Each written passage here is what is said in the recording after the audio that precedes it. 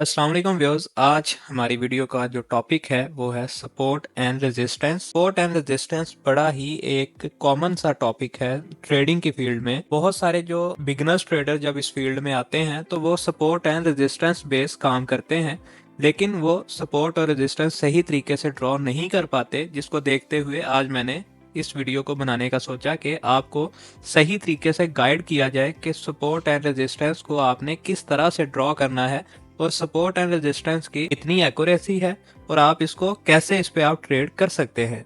तो हम लोग सब चलते हैं अपनी वीडियो पे।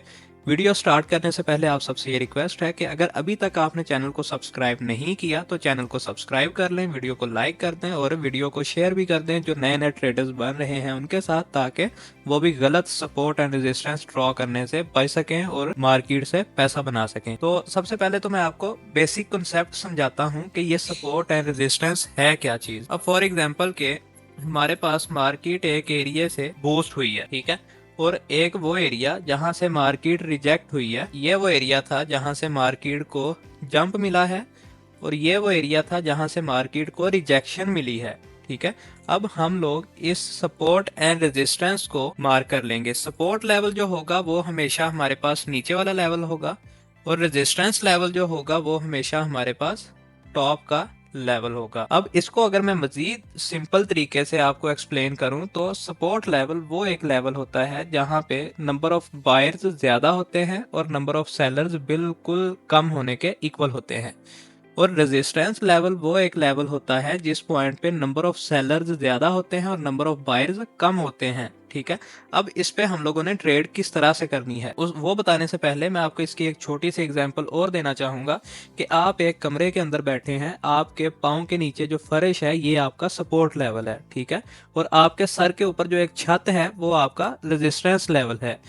हम लोग सपोर्ट लेवल से डायरेक्टली नीचे ड्रॉप नहीं हो सकते, मतलब ये जमीन ने हमें सपोर्ट दे के रखा हुआ है, जब तक हम इस जमीन को तोड़ेंगे नहीं हम लोग यहाँ से नीचे नहीं जा सकते। सेम इसी तरह से जब तक हम लोग छत को नहीं तोड़ेंगे, हम लोग छत में से जगह नहीं बनाएंगे, हम लोग छत से ऊपर नहीं जा सकते। तो छत को तोड़ने के लिए हमें पावर ज्यादा लगानी पड़ेगी, वहां पे हमें ज्यादा उसको पुश करना पड़ेगा। तो इसी तरह से हम जब एक बॉल को फेंकते हैं ना तो बॉल हमारी जमीन से टकराती है, हमारे सपोर्ट लेवल पे वो टकराई, उसके बाद हमारी छत जो है वो हमारा रेजिस्टेंस लेवल है उसके साथ टकराई, तो ये उतनी देर इन दोनों के दरमियान ही मूव करती रहेगी जब तक बॉल ज्यादा पोटेंशियल के साथ इन दोनों चीजों के साथ ना टकराए, ठीक है। जब बॉल ज्यादा पोटेंशियल के साथ टकराएगी तो बॉल को यहाँ पे कोई ना कोई एरिया मिलेगा यहाँ से बाहर निकलने का, देन बॉल जो है वो इन एरिया से बाहर निकल पाएगी। अब मार्केट ये हम लोगों ने अपना एक सपोर्ट लेवल ड्रॉ कर लिया और ये रेजिस्टेंस लेवल ड्रॉ कर लिया। अब जैसे ही मार्केट नीचे आएगी तो इस पॉइंट पे आके जस्ट हम लोगों ने अपनी कैंडल की क्लोजिंग को देखना है कि कैंडल की क्लोजिंग हमारी किस वे में हो रही है। कैंडल की क्लोजिंग हमारे इस सपोर्ट लेवल से ऊपर हो रही है या इस सपोर्ट लेवल से नीचे हो रही है।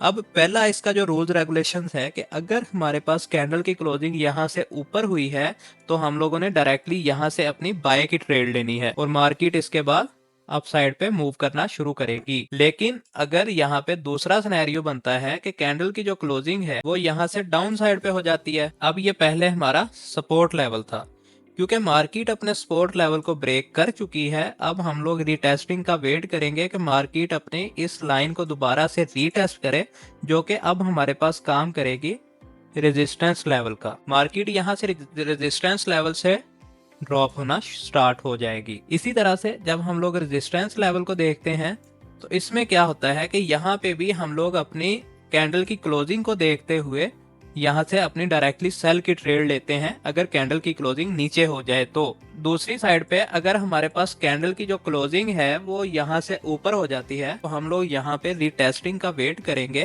कि मार्केट जैसे ही इसको रीटेस्ट करेगी, तो पहले ये हमारा रेजिस्टेंस लेवल था लेकिन अब ये हमारा सपोर्ट लेवल बन गया है और हम लोग हमेशा सपोर्ट लेवल से अपनी बाय की ट्रेड ही लेते हैं, ठीक है।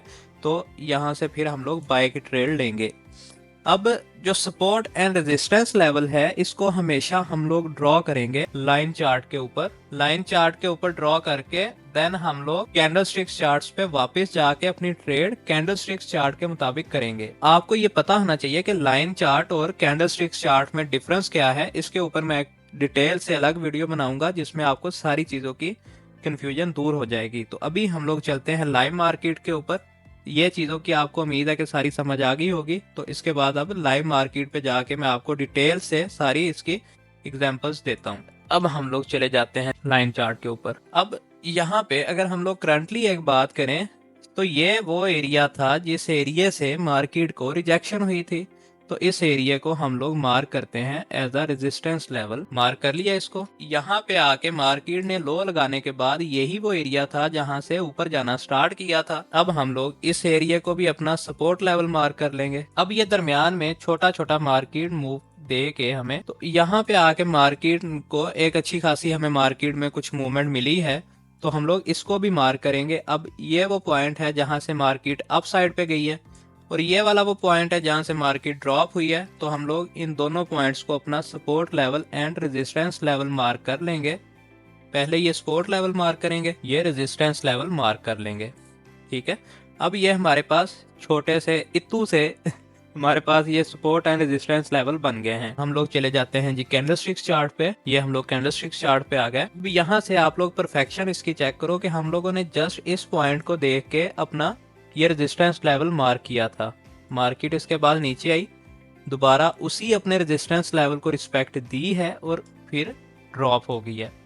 ठीक है, उसके बाद ये हमारा सपोर्ट लेवल हम लोगों ने ड्रॉ किया था। मार्केट मूव करती करती यहाँ पे आप आके देखो कि मार्केट ने उसी सपोर्ट लेवल को दोबारा से रिस्पेक्ट दी है और कैंडल की क्लोजिंग यहाँ से ऊपर हुई है। तो यहाँ से हम लोग बाय करेंगे और हमें आप कह लें कि यहाँ पे 200-250 पिप्स की इजीली मूवमेंट मिल जाएगी। ये जितनी भी स्ट्रेटजीज होती हैं इनको हम लोग लॉन्ग टर्म लेके नहीं चल सकते, चाहे ये सपोर्ट रेजिस्टेंस है, डिमांड सप्लाई है, इनके ऊपर जो हम लोग ट्रेड लेते हैं ये जस्ट स्कैल्पिंग की ट्रेड्स होती हैं, इनको हम लोग लॉन्ग टर्म होल्ड नहीं कर सकते। अब अगला रूल्स मैंने आपको ये बताया था कि मार्केट जब अपने सपोर्ट लेवल को ब्रेक करे, यहाँ पे आके उसने ब्रेक किया, ब्रेक करके अगला हमारा स्टेप होता है कि हमने रीटेस्टिंग का वेट करना होता है।